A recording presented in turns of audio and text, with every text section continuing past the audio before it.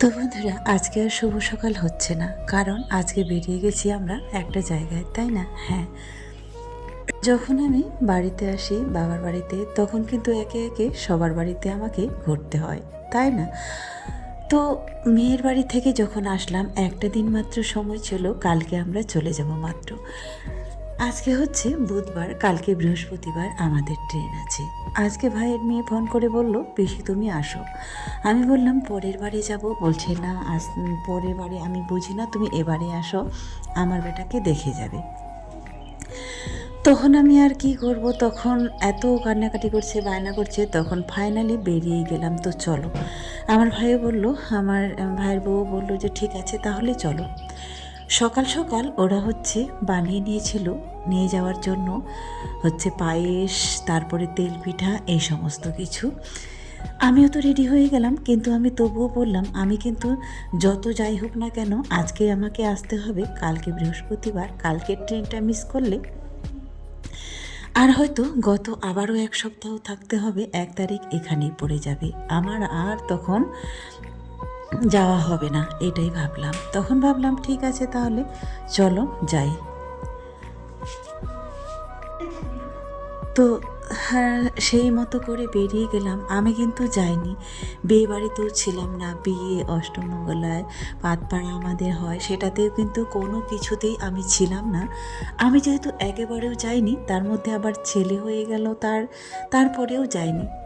তো দেখছি যেতে যেতে শিলিগুড়ির লাইনে, শিলিগুড়ি চোপড়া ইসলামপুরের লাইনে, তো আমাদের সেই বিখ্যাত হচ্ছে নাগর ব্রিজ। নর্থ বেঙ্গলি যারা যাও তারাই বুঝতে পারবি, ওই নাগর ব্রিজ পেরিয়ে যেতে হবে আমার ভাইয়ের মেয়ের বাড়িতে। তো যাই হোক, ওর বাড়িতে গিয়ে কতটা আনন্দ উপভোগ করব জানি না, তবে এই যে আমার শহর, আমি আগে যেহেতু শিলিগুড়িতে ছিলাম, সেই রাস্তাগুলো দেখছি, মিস করব, যাচ্ছি, এইগুলো নিয়ে কিন্তু সব মিলিয়ে খুব ভালো লাগছিল। তো চলো, এই মানে আশাতে কি বলো তো, এখানে ওখানে ছোটাছুটি করতে করতেই আমার দিন চলে গেল। তো চলো, তারপরে চলে এসেছি সন্ধেবেলায় বাড়িতে এসে দেখছি বেলা মোটামুটি ভালোই ছিল। আর বাবাকে বললাম, বাবা আমি তো চলে যাব কালকে। বাবা শোনার পরে তো অবাক হয়ে গেল, তো বলল, আমি তো তোর জন্য কাজ রেডি করে রেখেছিলাম আর তুই চলে যাবি। তখন বললাম কি? বলছে এই যে পাটখড়িগুলো আছে, এটা দিয়ে আমি একটা বেড়া করব, ওগুলো হচ্ছে আমাকে, যে পাটগুলো আছে সেগুলো ছাড়িয়ে দিই। সঙ্গে সঙ্গে লেগে পড়েছিলাম কাজে, তারপরে হচ্ছে কমপ্লিট করেও দিলাম কাজটা। দেওয়ার পরে চলো, আমি এখানে কাজ করছি আর রাজিয়া যাচ্ছে আমার মায়ের সঙ্গে পুকুরে, আর মা যাবে ওখানে ঘষি দিতে গোবরের। তো চলো, এটা হচ্ছে এই পুকুর পাড়ে এই যে মা গোবর নিয়ে যাচ্ছে। নর্থ বেঙ্গলে প্রচুর ঠান্ডা আর কুয়াশা, সেটা তোমরা মোটামুটি সকলেই জানো, তাই না? তো এই কুয়াশা আর শীতের মধ্যে কি বলো তো, কিছুই চারিদিকে কোনো কিছুই দেখা যায়নি। আর এই যে হাঁস না ছাগল না কি, আমি কোনো কিছুই বুঝতে পারিনি। এই সময়টা বিলে যেতে কিন্তু খুব ভালো লাগতো, কেমন যেন একটা ছোটোবেলায় সেই আনন্দটা আর যেন খুঁজে পাচ্ছি না। কারণটা কি বলো তো, আমি তো এখনও যাইনি, আমার মেয়েরা যায়, তো ওরা এসে এসে বলে মা পুরো বিলটাই আর পাখি পায়রা কোনো কিছুই দেখা যায় না।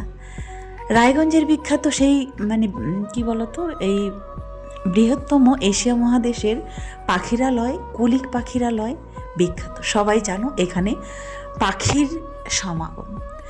এই সময়টা এত পাখি আসে, পরিযায়ী পাখিরা, মন মাতানো, আর সেই দেখা যায়নি তাদেরকে, কারণ পুরো বিলে এখন হচ্ছে মাখনা চাষ। এই তো ওরা বিলে গিয়েছে আর আমি এখানে দেখছিলাম বাবা কী কী গাছ লাগিয়েছে। তারপরে দেখলাম যে যেটাকে বলে, আমরা বলি পানি কেশর, তোমরা কি বলো জানি না, তবে দেখলাম বাবা গাছটা কেটে দিয়েছে। আমি তখন দেখলাম বড় বড় ওখানে আলু আছে, একটা তুলে নিলাম। একটা আলু মোটামুটি মনে হচ্ছে 500 মতো হবে, এত বড় বসেছে আলুটা। তো বাবাকে দেখলাম, তারা বলছে যে না, এর থেকেও আরও বড় হবে যদি হচ্ছে কি বলো তো, আরও যদি ফাল্গুন চৈত্র মাসে তোলা হতো। এই তো আমার ভাইয়ের ছেলেও চলে এসেছে আমার সঙ্গে। তো তো একটা যখন পেয়ে গেলাম তারপরে হচ্ছে ও আরও খুঁজছে। আসলে এখানে কিন্তু অনেকগুলোই আছে, বাড়িতে যেহেতু ছোট বাচ্চা নেই তাই এতটাই মানে তদারকি করে না কি আছে না আছে। আর বাবা মারা তো বুঝতেই পারছো, যদি মনে হয় তাহলে এই যে আমার ভাইয়ের ছেলেটা ও হয়তো কখনো কখনো দেখে, আর না হলে তো নাই, ওর যখন মনে হয় তখন। যাই হোক, খুঁজতে খুঁজতে কিন্তু বেশ কটাই পানি কেশর পেয়ে গেছিলাম। আমরা বলি পানি কেশর, তোমরা কি বলো একটু কমেন্টে জানিও। তো এই যে ও একটা পেয়ে গেল। তো চলো এবারে হচ্ছে খাওয়ার পালা। ঠান্ডার দিনে যদিও ভালো লাগবে না, তারপরেও আমি হচ্ছে তুলে খেয়ে নিলাম, কারণ আবার তো 1 মাস পরে ফাল্গুন মাসে তো আর আমি আসতে পারবো না, তাই না? মাও বলছিল কদিন ধরে যে ওখানে আমি যখন গিয়েছিলাম তখন বলছিল ওখানে দেখিস তো তোর বাবা তো গাছগুলো কেটে দিয়েছে, কেশর মনে হয় আছে। তো যাই হোক, তারপরে যখন খুঁজে দেখলাম তো পেয়ে গেলাম। আসলে যত যাই বড় হই না কেন, আর মায়ের কাছে কিন্তু বাচ্চারা সব সময় ছোটই থাকে। আমি খেয়ে আসবো, মা ওটা দেখবে, তাও বলতে পারবে যে আমার মেয়ে খেয়েছে। এটাই তো একটা আনন্দ, তাই না? তো বাবা আর মা হচ্ছে ওখানে আগুন জ্বালিয়ে দিয়েছে। আমাদের ওই যে একটু আগে বললাম আমাদের দিকে কিন্তু প্রচুর ঠান্ডা, হাত পা যেন কী বলতো বরফ হয়ে আসে। তাই বাবা মা সবাই মিলে এখানে আগুন জ্বালিয়ে বসে থাকি যখন যেটুকু সময় হচ্ছে বাইরে থাকি, না হলে কিন্তু উপায় নেই এইভাবে বাইরে থাকার। এত ঠান্ডা এখানে, আর এই কটা দিন হলো একটু আরও ঠান্ডাটা যেন বেড়ে গিয়েছে। তো মিষ্টি ছিল ভালোই, কিন্তু যেহেতু সঙ্গে সঙ্গে তুলে খাচ্ছি তাই একটু এমনি তো এগুলো জলের জিনিস, তো জল জলই মনে হচ্ছিল। তার মধ্যেও কিন্তু মিষ্টিটা ভালোই ছিল মোটামুটি। তার পাশে কিন্তু মা আবার রাঙা আলুও লাগিয়েছে। তো ওইগুলো তো কোনো দিনই তুলে না, আমি থাকলে হয়তো তুলতাম। আমরা কিন্তু ওই যে রাঙা আলু যেটাকে বলে মিষ্টি আলু, ওটার হচ্ছে পাতাগুলো শাক খাই, ভালো লাগে। তো মা মাঝে মধ্যে হচ্ছে ওই শাকটা হচ্ছে পাতাটা শাক খায়, আর মাটি খড়ে কিন্তু কখনো নিচে দেখে না যে আলু আছে বা নেই, ধরেছে কি নেই। তো যাই হোক, আমি হচ্ছে দেখি আর খাই ওইভাবে তুলে তুলে অনেক সময়। আমি যখন আসি তখন তোমরা তো দেখতেই পাও সমস্ত রকমের শাক সবজি টুকটুক করে তুলে নিয়ে আসি। গাছে কি হয়েছে, সজনা ডাঁটা, তারপরে হচ্ছে পেঁপে পাকা আছে কি না। নিজের বাড়ি যে যাই হোক না কেন, তবুও কিন্তু নিজের বাড়ির মায়া একটা আলাদাই।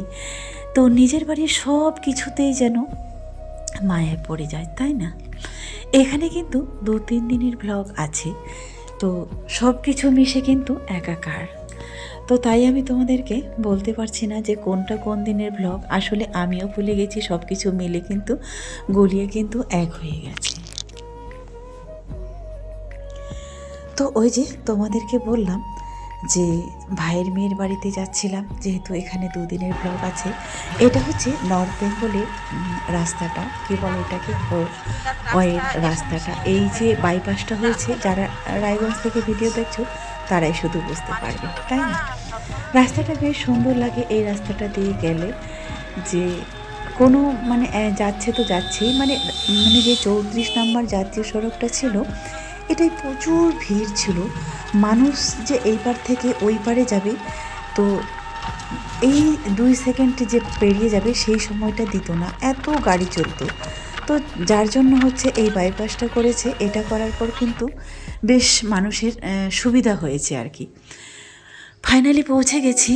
বিয়ে তো দেখলাম না, বিয়ের দিনও আসিনি, একেবারে দেখছি বড় হয়ে গেছে নাতি, তাই না? আমরা চলে যাব, সেও জানতো আমরা চলে যাব। তার আগেই কিন্তু সে ভাত মাংস সমস্ত কিছু রান্না বান্না করে কমপ্লিট করে রেখেছিল। যাওয়ার সঙ্গে সঙ্গে টিফিন দিল, টিফিনটা আর তোমাদেরকে দেখালাম না। তারপরে রান্না করেছে মাংস। আমাদের নর্থ বেঙ্গলের একটা আলু ভাজি হয়, বেশ সুন্দর মিহি করে ওই আলু ভাজিটা করেছিল। তারপরে পাঁপড় ভাজি ছিল। তো সব মিলে খাওয়াটা কিন্তু জমে গেল। নতুন নতুন জামাইয়ের বাড়িতে এসে যাই হোক প্রথম যে আপ্যায়নটা পেলাম তার কিন্তু তুলনা হয় না। খাওয়া দাওয়া শেষ করে চলো এদিকে দেখতে দেখতে সন্ধ্যা হয়ে গেছে, এবার হচ্ছে বাড়ি ফেরার পালা। একদিনে এইটুকু সময়ের মধ্যে যে এত দূর পৌঁছে যাব, এত দূর থেকে আবার বাড়ি ফেরার সিদ্ধান্ত, আসলে সত্যি আমরা পাখি দেখি, কিন্তু পাখিদেরকে দেখে যদি আমরা 5 মিনিট কল্পনা করি, তো সত্যি পাখির ভরসা সবসময় তার ডানার উপর, তাই না? ডানার উপর ভরসা করে সে চলে। আমিও বলেছিলাম আজকের মধ্যে ফিরে আসব, কিন্তু জানি না যে ফিরতে পারবো কিনা। ফাইনালি কিন্তু ফিরেই গেলাম রাত্রিবেলায়।